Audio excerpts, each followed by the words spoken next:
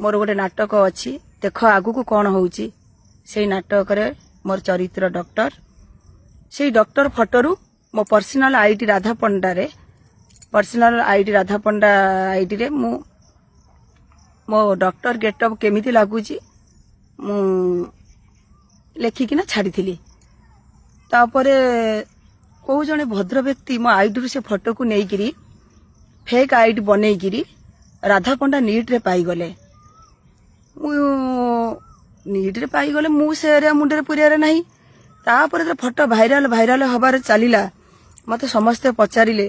जन जन फोन करी कहीं फोन करी पचारे आपण नीट रे पाईगले अरे नीट रे पाईगले कौन मैं एक्चुअली कथा भल से बुझी नथली बुझिला परे हस लागिला जति दुख भी लागिला सेतिकी दुख हस लागिला एइथि मोर पेशा होउची अभिनय